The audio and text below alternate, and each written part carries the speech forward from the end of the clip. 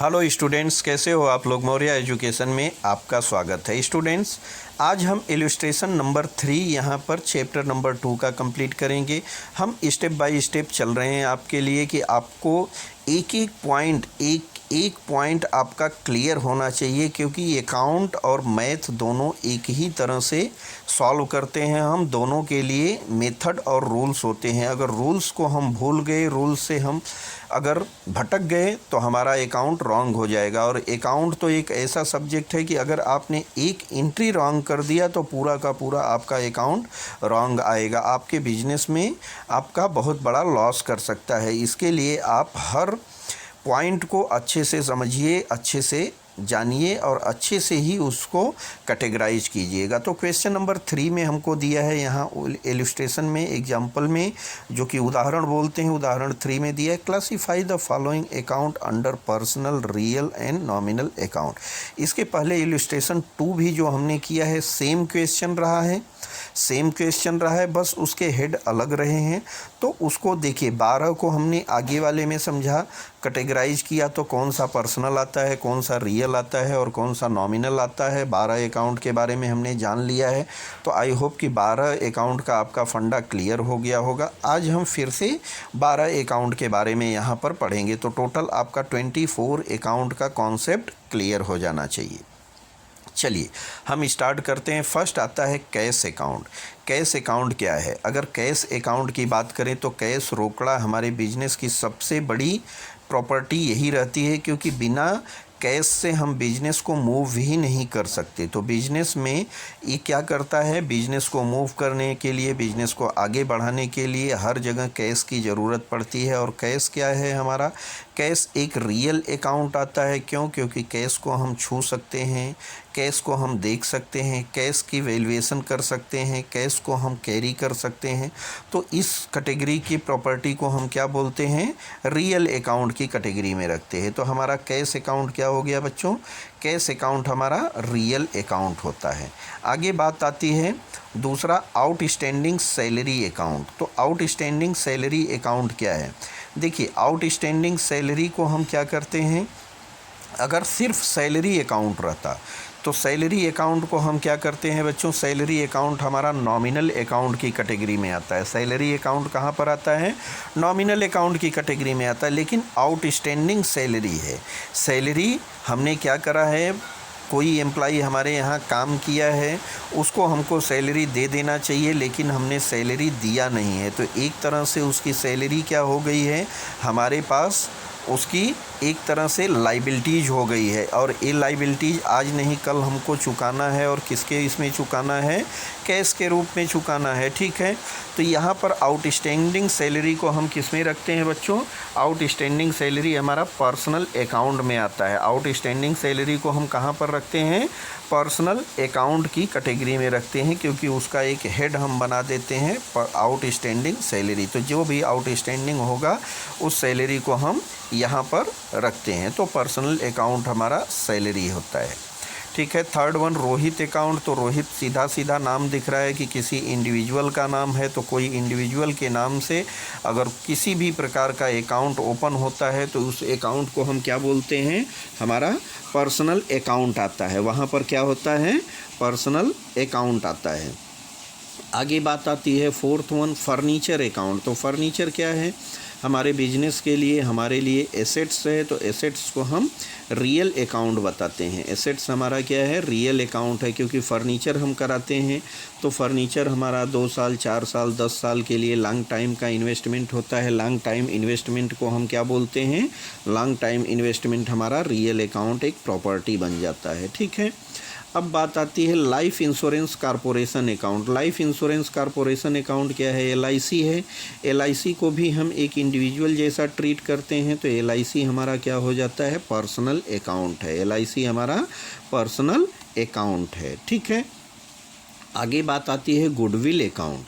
अब देखिए, गुडविल क्या होता है? गुडविल हमारे बिजनेस का, हमारा खुद का रेपुटेशन होता है, जो कि हमने मार्केट में मेहनत करके अपनी वैल्यू बनाई है, जिसको कि हम पैसे में तो इसकी वैल्यू कर सकते हैं और एसेट्स के कॉलम में भी लिखते हैं, लेकिन इसको हम देख नहीं सकते हैं। 3 प्रॉपर्टी ऐसी है कि जिसको हम देख नहीं सकते हैं एज पर गुडविल, जो हमारा गुडविल होता है, पेटेंट होता है और कॉपीराइट होता है। इसको हम देख नहीं सकते हैं, लेकिन इसकी वैल्यू हम पैसे में करते हैं और ये हमारा एसेट्स का कॉलम है, तो ये रियल अकाउंट में आता है। किस में आएगा?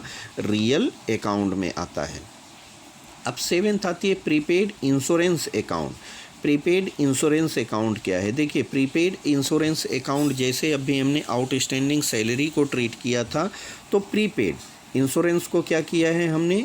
पहले से पे किया होगा, तो इसको एक जो हमने हेड बनाया है, क्या नाम दिया है? Prepaid insurance account. तो प्रीपेड इंश्योरेंस अकाउंट को भी हम पर्सनल अकाउंट की तरह ही ट्रीट करते हैं। पर्सनल अकाउंट ही होता है, ट्रीट क्या करते हैं? वो होता ही है, 100% होता है। ठीक है, तो पर्सनल अकाउंट में जाएगा क्या? Prepaid insurance account. 8th आते हैं ट्रेडमार्क अकाउंट। अब देखिए, ट्रेडमार्क की बात करें तो ट्रेडमार्क हमारा कुछ जैसे अभी मान लीजिए हमारा मौर्य एजुकेशन है, तो मौर्य एजुकेशन क्या है?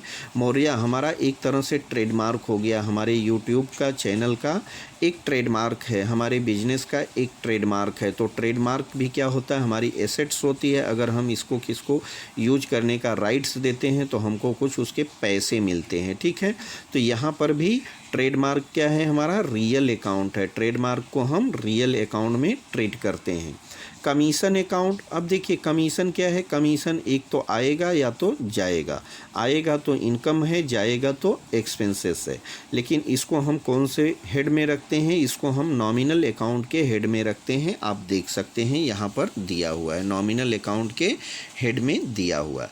अब बात आती है 10th वन दिया है हमको, लोन अकाउंट। लोन अकाउंट क्या होता है? लोन अकाउंट, देखिए, हम अपने बिजनेस के लिए लोन लेते हैं या किसी को ज़रूरत पे हम पैसे देते हैं एडवांस में, तो उसको हम किस में रखते हैं?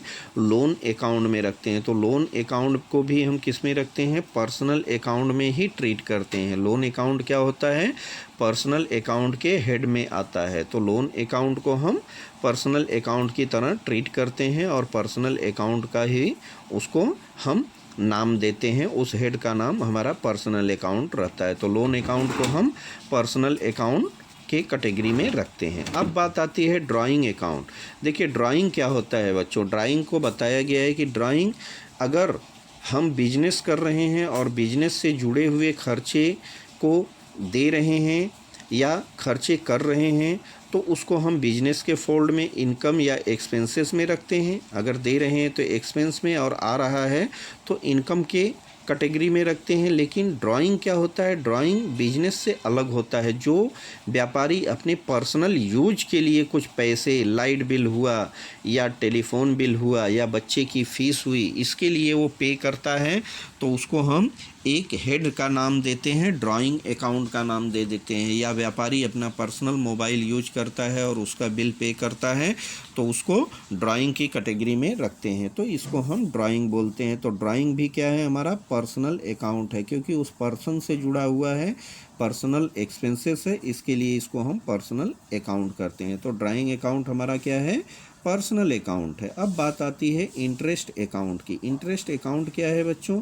इंटरेस्ट अकाउंट हमारा दो तरह के इंटरेस्ट होते हैं। एक तो अगर हमने किसी से पैसे लिया है तो उसको हम इंटरेस्ट चुकाते हैं, जैसे लोन हुआ, ओवरड्राफ्ट हुआ, या किसी से हमने एडवांस लिया है तो इसको हम पैसा चुकाते हैं, तो ये हमारा एक्सपेंस है। ठीक है, और या हमने किसी को पैसे दिए हैं, उससे जो इंटरेस्ट आता है तो हमारी इनकम है। लेकिन इसको हेड में किस में रखते हैं? इसको हम नॉमिनल अकाउंट की कैटेगरी में रखते हैं। इसको हम कहाँ पर रखते हैं? नॉमिनल अकाउंट की कैटेगरी में रखते हैं। तो इस तरह से हमारे 12 कल बताए थे, 12 आज हमने बताया, टोटल 12 + 12 कितना हो गया? 24 अकाउंट के बारे में हमने यहाँ पर जान लिया है, समझ लिया है। ये आगे आपको हर जगह काम देने वाले बात है बच्चों। अगर आपने इसको ध्यान से समझा है तो आपके माइंड में तुरंत क्लिक होना चाहिए कि आउटस्टैंडिंग सैलरी, अरे इसको तो हमको कहाँ दिखाना चाहिए? तो पर्सनल अकाउंट है तो पर्सनल अकाउंट का रूल लगाना पड़ेगा। रियल अकाउंट है तो रियल अकाउंट के रूल्स से हमको फॉलो करना पड़ेगा। नॉमिनल है तो नॉमिनल में एक्सपेंस है या इनकम है, इनकम है तो क्रेडिट, और एक्सपेंस है तो डेबिट। तो ये सारे फार्मूला की तरह हमारे लिए यूज होंगे। तो टोटल हमने यहाँ पर 24 हेड को बताया है, जिसको कि आप ध्यान से कर लीजिए, समझ लीजिए, आपको आगे तक बहुत ही इम्पॉर्टेंट है, आगे काम देने वाली बातें हैं। अब मिलते हैं नेक्स्ट वीडियो में, नेक्स्ट लेक्चर में। तब तक के लिए थैंक यू, बाय।